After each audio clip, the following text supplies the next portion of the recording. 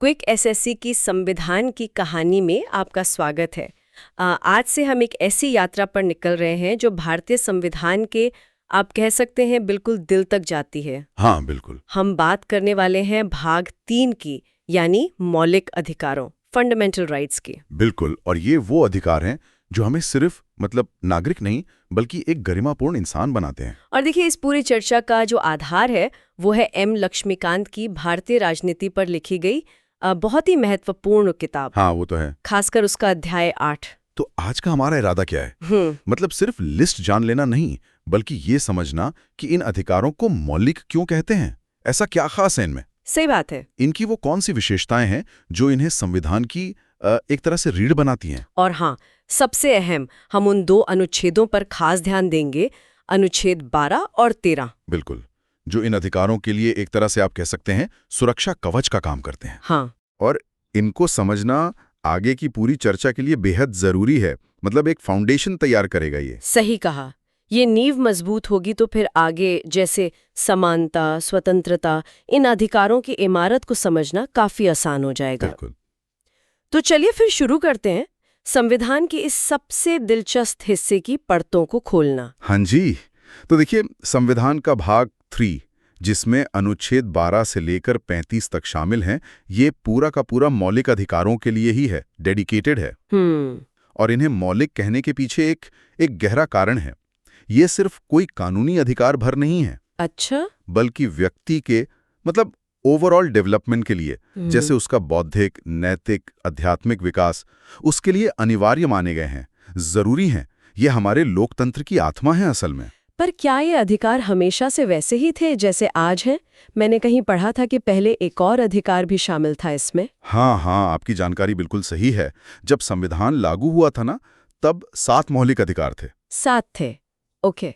हाँ, लेकिन जो संपत्ति का अधिकार था, राइट टू प्रॉपर्टी, जो उस समय अनुच्छेद 31 के तहत एक फंडामेंटल राइट था, उसे बाद में 44वें संविधान संशोधन अधिनियम 1978 के जरिए मौलिक अधिकारों की लिस्ट से हटा दिया गया। अच्छा, हटा दिया गया।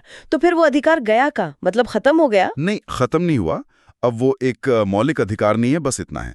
अब वो सिर्फ एक कानूनी या कह लें संवैधानिक अधिकार है। कानूनी अधिकार। हाँ, जिसे संविधान के भाग 12 में अनुच्छेद 301 के तहत जगह दी गई है। अच्छा, आर्टिकल 300A। हाँ, इसका मतलब यह है कि सरकार कानून बनाकर आपकी संपत्ति ले तो सकती है, लेकिन एक प्रॉपर प्रक्रिया और मुआवजे के साथ। हाँ, वो जो मौलिक अधिकार वाली गारंटी होती है ना, वो अब इस पर लागू नहीं होती। समझ गई।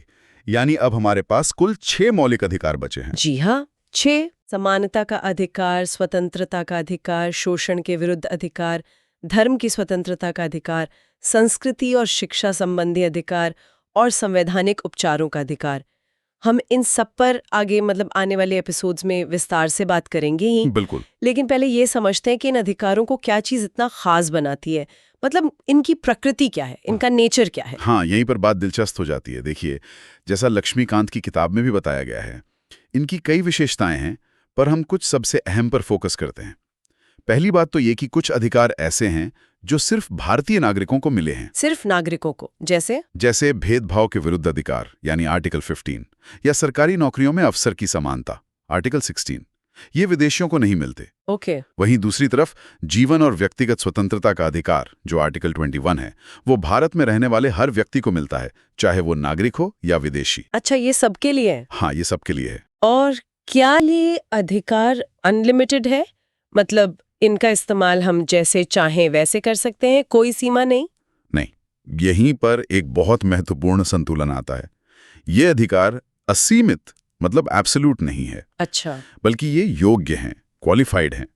इसका मतलब ये हुआ कि राज्य यानी सरकार समाज के हित में, पब्लिक इंटरेस्ट में, इन पर उचित प्रतिबंध, रीजनेबल रिस्ट्रिक्शंस लगा सकती है। उचित प्रतिबंध? हाँ।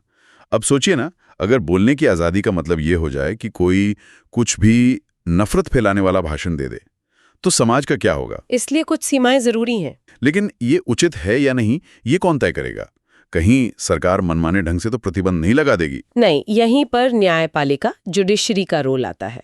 अदालतें तय करती हैं कि राज्य ने जो प्रतिबंध लगाया है वो वाकई उचित है या नहीं। अच्छा, कोर्ट तय करेगा? हाँ। क्या वो जरूरत से ज्यादा है? क्या उसका उद्देश्य सही है, ये सब चीजें देखी जाती हैं। तो अधिकार तो है, लेकिन जिम्मेदारी के साथ। और ये अधिकार हमें सुरक्षा किससे देते हैं? मतलब सिर्फ सरकार से, या हम नागरिकों के बीच भी कुछ सुरक्षा है? ज्यादातर मौलिक अधिकार जो हैं वो राज्य की मनमानी कार्रवाइयों के खिलाफ दिए गए हैं। यानी अगर सरकार कोई ऐसा कानून बनाती है या कोई ऐसा कदम उठाती है जिससे आपके मौलिक अधिकार छिनते हैं, तो आप सीधे अदालत जा सकते हैं। लेकिन हाँ, कुछ अधिकार ऐसे भी हैं जो निजी व्यक्तियों के खिलाफ भी सुरक्षा देते हैं। निजी व्यक्तियों के खिलाफ भी? हाँ, सबसे अच्छा उदाहरण है अनुच्छेद 17, जो अस्पृश्यता मतलब छुआछूत का अंत करता है। अब ये तो समाज में किसी व्यक्ति द्वारा दूसरे के साथ किए जाने वाले भेदभाव के विरुद्ध है ना? हाँ, ये तो व्यक्ति व्यक्ति के बीच की बात हुई। बिल्कुल। और अगर मान लीजिए किसी के मौलिक अधिकार का हनन हो ही जाए, तो क्या होता है? क्या ये सिर्फ किताबों में लिखी अच्छी अच्छी बातें हैं या कुछ होता भी है? नहीं, बिल्कुल नहीं। यही इनकी सबसे बड़ी ताकत सामने आती है। ये अधिकार न्यायोचित हैं, जस्टिशिएबल हैं। जस्टिशिएबल? हाँ, मतलब कि अगर आपके मौलिक अधिकारों का उल्लंघन होता है तो आप सीधे सुप्रीम कोर्ट जा सकते हैं अनुच्छेद 32 के तहत, या हाई कोर्ट जा सकते हैं अनुच्छेद 226 के तहत, और अपने अधिकारों को लागू करने की मांग कर सकते हैं। सीधे सुप्रीम कोर्ट? हाँ, सीधे सुप्रीम कोर्ट। इसीलिए तो सुप्रीम कोर्ट को मौलिक अधिकारों का गारंटर और संरक्षक कहा जाता है। ये सिर्फ वादे नहीं है, ये ऐसे अधिकार हैं जिन्हें अदालतें लागू करवा सकती हैं। एनफोर्सेबल है। ये तो बहुत बड़ी बात है। अच्छा, क्या संसद इन अधिकारों को बदल सकती है या इन्हें कमजोर कर सकती है? हाँ, देखिए, संसद इनमें संशोधन कर सकती है। ये ऐसा नहीं है कि पत्थर की लकीरें हैं, इन्हें बदला ही नहीं जा सकता। अच्छा। लेकिन ऐसा किसी साधारण कानून से नहीं किया जा सकता। इसके लिए बाकायदा संविधान संशोधन की जरूरत होती है, जो एक विशेष और थोड़ी जटिल प्रक्रिया है। ठीक है। और यहाँ एक बहुत महत्वपूर्ण बात है। केशवानंद भारती मामला हुआ था 1973 में, बहुत ऐतिहासिक मामला है। हाँ, सुना है इसके बारे में। उसमें सुप्रीम कोर्ट ने कहा कि संसद संशोधन तो कर सकती है, लेकिन वो संविधान के मूल ढांचे यानी बेसिक स्ट्रक्चर को नष्ट नहीं कर सकती। मूल ढांचा, बेसिक स्ट्रक्चर। हाँ, और मौलिक अधिकार इस मूल ढांचे का एक अहम हिस्सा माने जाते हैं। जी। तो कहने का मतलब यह है कि संसद इनमें सुधार कर सकती है, समय के हिसाब से बदलाव कर सकती है, पर इन्हें पूरी तरह खत्म नहीं कर सकती या इनकी आत्मा को नहीं मार सकती। ये मूल ढांचा वाला सिद्धांत तो बहुत ही अहम लगता है, यानी अधिकारों की जो एसेंस है, जो आत्मा है, उसे नहीं बदला जा सकता। अच्छा, क्या कभी ऐसा भी होता है कि ये अधिकार निलंबित हो जाए, सस्पेंड? हाँ, ऐसा हो सकता है। राष्ट्रीय आपातकाल के दौरान नेशनल इमरजेंसी जब लगती है। इमरजेंसी में? हाँ, लेकिन यहाँ भी कुछ सुरक्षा उपाय हैं। अनुच्छेद 20 जो अपराधों के लिए सजा के संबंध में संरक्षण देता है, और अनुच्छेद 21 जो जीवन और व्यक्तिगत स्वतंत्रता का अधिकार है, ये दो अधिकार आपातकाल में भी निलंबित नहीं किए जा सकते। अच्छा, ये दो कभी सस्पेंड नहीं होते? कभी नहीं। ये इतने बुनियादी अधिकार माने गए हैं कि इन्हें किसी भी हालत में नहीं छीना जा सकता। बाकी अधिकारों का निलंबन भी कुछ शर्तों के साथ ही होता है। ऐसा नहीं कि बस इमरजेंसी लगी और सारे अधिकार खत्म। तो कुल मिलाकर देखा जाए तो ये अधिकार बहुत शक्तिशाली हैं, अदालतों द्वारा संरक्षित हैं, लेकिन समाज और देश की सुरक्षा के लिए इन पर कुछ सीमाएं भी लगाई गई हैं। और संसद इन्हें बदल तो सकती है, पर इनकी मूल भावना को खत्म नहीं कर सकती। ये वाकई एक बड़ा जटिल लेकिन खूबसूरत संतुलन है। आपने बिल्कुल सही समझा। यही संतुलन भारतीय लोकतंत्र की जान है। एक तरफ व्यक्तिगत स्वतंत्रता और दूसरी तरफ सामाजिक हित, इनके बीच का संतुलन। चलिए, अब उस नींव पर आते हैं जिस पर मौलिक अधिकारों की ये पूरी इमारत खड़ी है, अनुच्छेद 12 और 13। हाँ, ये बहुत जरूरी है। हमने अभी बात की कि अधिकार राज्य के खिलाफ मिलते हैं, और ये भी कि कोई कानून इनसे टकरा नहीं सकता। तो ये अनुच्छेद इन्हीं दो बातों को एकदम साफ करते हैं ना? बिल्कुल। तो पहले अनुच्छेद 12 को समझते हैं। ये राज्य आखिर है क्या? ये शब्द बार बार आता है, स्टेट। हाँ, और ये सवाल बहुत महत्वपूर्ण है, क्योंकि अगर हमें यही नहीं पता होगा कि हम अपने अधिकारों की मांग आखिर किससे कर रहे हैं, किसके खिलाफ कर रहे हैं, तो फिर उन अधिकारों का मतलब ही क्या रह जाएगा? सही बात है। तो अनुच्छेद 12 इसी राज्य शब्द को परिभाषित करता है, डिफाइन करता है, जिसके खिलाफ हमें ज्यादातर मौलिक अधिकार मिले हुए हैं। तो कौन कौन आता है इस राज्य की परिभाषा में?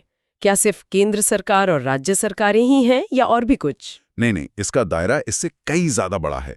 अनुच्छेद 12 के मुताबिक राज्य में शामिल हैं, पहला, भारत सरकार और संसद। ठीक है। दूसरा, सभी राज्यों की सरकारें और उनके विधानमंडल। ये भी ठीक है। तीसरा, सभी स्थानीय प्राधिकरण मतलब लोकल बॉडीज जैसे नगर पालिकाएं, पंचायतें, जिला बोर्ड, इम्प्रूवमेंट ट्रस्ट वगैरह वगैरह। और चौथा, और ये बहुत व्यापक है, अन्य सभी प्राधिकरण, अदर अथॉरिटीज, जो भारत के राज्य क्षेत्र के भीतर हों या भारत सरकार के नियंत्रण में हों।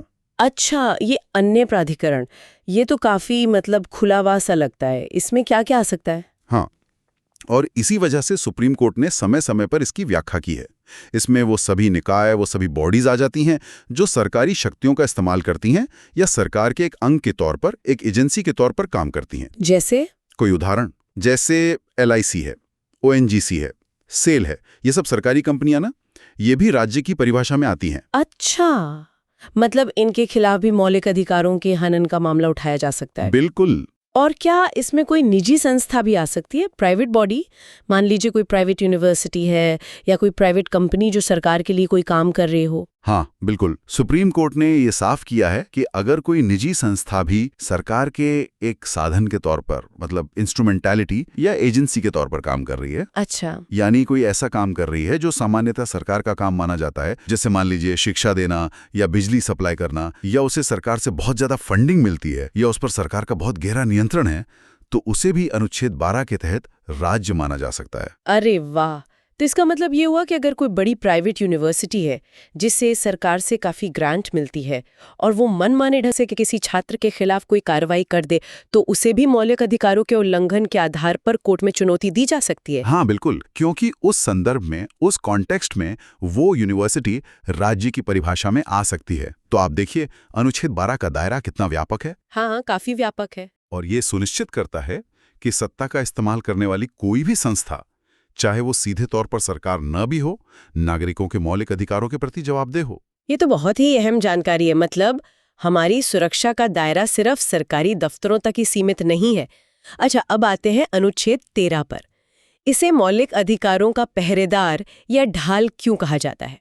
अनुच्छेद 13 आप कह सकते हैं वो प्रावधान है जो मौलिक अधिकारों को असली दांत देता है, असली ताकत देता है। अच्छा, कैसे? ये कहता है कि कोई भी कानून, ध्यान दीजिएगा, कानून शब्द पर, चाहे वो संविधान लागू होने से पहले का हो या बाद में बनाया गया हो, अगर वो मौलिक अधिकारों से असंगत है, मतलब इनकंसिस्टेंट है, या उन्हें कम करता है, उनका हनन करता है, तो वो उस हद तक शून्य माना जाएगा जिस हद तक वो असंगत है। शून्य माना जाएगा मतलब वो कानून रद्द हो जाएगा या उसका असर खत्म हो जाएगा? हाँ, उसका वो हिस्सा जो मौलिक अधिकारों से टकरा रहा है वो बेअसर हो जाएगा, उसे लागू नहीं किया जा सकेगा।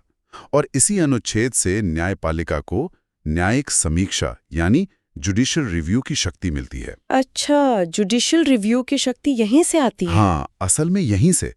मतलब सुप्रीम कोर्ट और हाई कोर्ट किसी भी कानून की जांच कर सकते हैं कि कहीं वो मौलिक अधिकारों का उल्लंघन तो नहीं कर रहा, और अगर कर रहा है तो अदालत उसे असंवैधानिक, अनकॉन्स्टिट्यूशनल घोषित कर सकती है। और अनुच्छेद 13 में जो कानून शब्द इस्तेमाल हुआ है, उसका मतलब क्या सिर्फ संसद या विधानसभाओं द्वारा पास किए गए एक्ट्स ही हैं या कुछ और भी? नहीं, यहाँ कानून शब्द का अर्थ बहुत व्यापक है, बहुत वाइड है।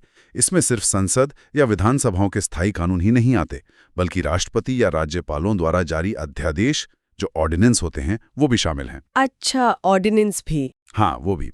इसके अलावा सरकारी आदेश, नियम, विनियम, अधिसूचनाएं, नोटिफिकेशंस, ये सब भी इसमें आते हैं। और यहाँ तक कि कानून का बल रखने वाली कोई रूढ़ी या प्रथा, कस्टम और यूसेज भी। रूढ़ी या प्रथा भी? हाँ, यदि कोई भी नियम, चाहे उसका सोर्स कुछ भी हो, अगर वो मौलिक अधिकारों के खिलाफ जाता है तो अनुच्छेद 13 के दायरे में आ सकता है। ये तो बहुत बड़ी बात है। अच्छा, अब एक सवाल और, क्या संविधान संशोधन, कॉन्स्टिट्यूशनल अमेंडमेंट्स, वो भी इस कानून की परिभाषा में आते हैं? क्या कोई संशोधन मौलिक अधिकारों को छीन सकता है? इस पर तो शायद काफी बड़ी बहस हुई थी पहले। हाँ, ये एक बहुत बड़ा संवैधानिक सवाल रहा है। देखिए, गोलकनाथ मामला था 1967 का। उसमें सुप्रीम कोर्ट ने कहा था कि हाँ, संशोधन भी अनुच्छेद 13 के तहत कानून है, इसलिए वो मौलिक अधिकारों को नहीं छीन सकता। अच्छा, पहले ये कहा था? हाँ, लेकिन फिर संसद ने 24वां संशोधन लाके इस फैसले को पलट दिया और आखिरकार केशवानंद भारती मामले में 1973 में सुप्रीम कोर्ट ने एक तरह से बीच का रास्ता निकाला। क्या कहा कोर्ट ने? कोर्ट ने माना कि संविधान संशोधन अनुच्छेद 13 के अर्थ में कानून नहीं है, इसलिए संसद मौलिक अधिकारों सहित संविधान के किसी भी हिस्से में संशोधन कर सकती है, लेकिन, और ये बहुत बड़ा लेकिन था, वो संविधान के मूल ढांचे को नहीं बदल सकती। फिर वही मूल ढांचा वाली बात आ गई। हाँ, बिल्कुल। तो मतलब ये हुआ कि अनुच्छेद 13 साधारण कानूनों पर लगाम लगाता है और मूल ढांचा सिद्धांत संविधान संशोधनों पर एक सीमा लगाता है, ताकि मौलिक अधिकारों की आत्मा सुरक्षित रहे। समझ गए। अच्छा, इसी अनुच्छेद से जुड़े कुछ सिद्धांत भी हैं शायद, जैसे पृथक्करणीयता और आच्छादन। ये क्या है, अगर आसान भाषा में समझा सकें? हाँ, बिल्कुल। देखिए, पृथक्करणीयता का सिद्धांत डॉक्ट्रिन ऑफ सेवरिलिटी बहुत सीधा सा है। मान लीजिए कानून है जिसमें 10 धाराएं हैं और उसमें से सिर्फ एक धारा या उसका कोई हिस्सा मौलिक अधिकार के खिलाफ है। ठीक है। अब अगर उस एक खराब हिस्से को बाकी 9 सही हिस्सों से आसानी से अलग किया जा सकता है बिना पूरे कानून का मतलब बदले, तो अदालत सिर्फ उस खराब हिस्से को ही रद्द करेगी, पूरे कानून को नहीं। अच्छा, सिर्फ उतना हिस्सा जो गलत है। हाँ, जैसे सेब का कोई हिस्सा सड़ा हुआ है तो आप वो हिस्सा काटकर फेंक देते हैं, बाकी सेब इस्तेमाल कर लेते हैं।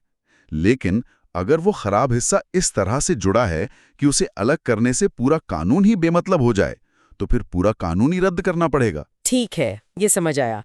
और दूसरा, आच्छादन का सिद्धांत, डॉक्ट्रिन ऑफ इक्लिप्स। ये सुनने में थोड़ा रहस्यमयी लगता है। हाँ, इसका मतलब है ग्रहण लगना।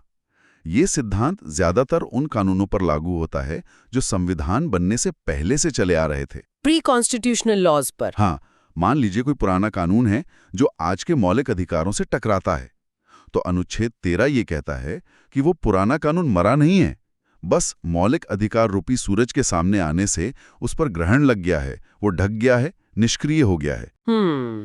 अगर भविष्य में कभी उस मौलिक अधिकार में ही कोई ऐसा संशोधन हो जाए कि वो टकराव खत्म हो जाए, तो वो पुराना कानून फिर से सक्रिय हो सकता है, यानी उस पर से ग्रहण हट सकता है। अच्छा, जैसे सूरज पर ग्रहण लगता है तो सूरज खत्म नहीं होता, बस कुछ देर के लिए छिप जाता है, ग्रहण हटने पर वापस दिखने लगता है। बिल्कुल सही समझा आपने, वही बात है। ये तो बहुत दिलचस्प है।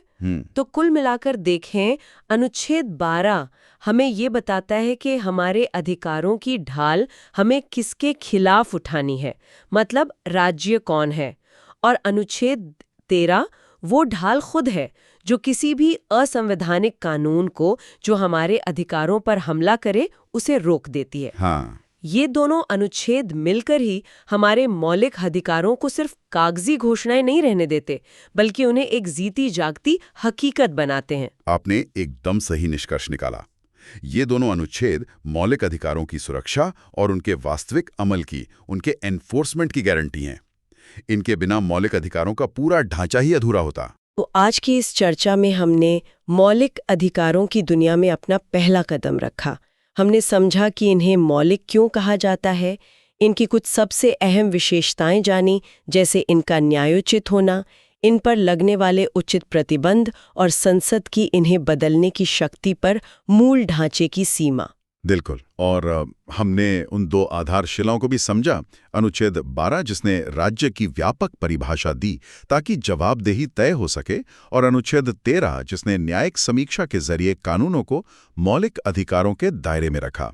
ये नींव बहुत मजबूत है। हाँ, और ये समझ हमें अगले पड़ाव के लिए तैयार करती है। लेकिन जाने से पहले हमेशा की तरह हमारे श्रोताओं के लिए एक सवाल छोड़ जाते हैं। जरूर। हमने देखा कि अनुच्छेद 12 के तहत राज्य की परिभाषा कितनी विस्तृत है, जिसमें सरकारी सहायता प्राप्त निजी संस्थाएं तक आ सकती हैं। ऐसे में क्या आपको लगता है कि मौलिक अधिकारों का संरक्षण हमारी रोजमर्रा की जिंदगी में सिर्फ सरकार तक ही सीमित रहना चाहिए, या इसका दायरा और बढ़ना चाहिए, निजी क्षेत्र में भी? कहाँ तक? इस पर सोचिएगा जरूर। यह वास्तव में एक बहुत ही विचारणीय प्रश्न है और इसकी प्रासंगिकता आज के समय में लगातार बढ़ती जा रही है। बिल्कुल। खैर, अगली बार हम मौलिक अधिकारों के पहले समूह समानता का अधिकार यानी अनुच्छेद 14 से 18 तक की गहराइयों में उतरेंगे। वो भी बहुत दिलचस्प होने वाला है, तो हमारे साथ जरूर जुड़ें। हाँ, जरूर जुड़ें। और तब तक अधिक जानकारी और अपडेट के लिए आप हमारी वेबसाइट www.quickssc.com पर जा सकते हैं। और हाँ, आप हमें सोशल मीडिया पर क्विक एसएससी के नाम से फॉलो कर सकते हैं, और हमें स्पॉटिफाई पर भी फॉलो करना ना भूलें। आज के लिए बस इतना ही। सुनने के लिए धन्यवाद। धन्यवाद।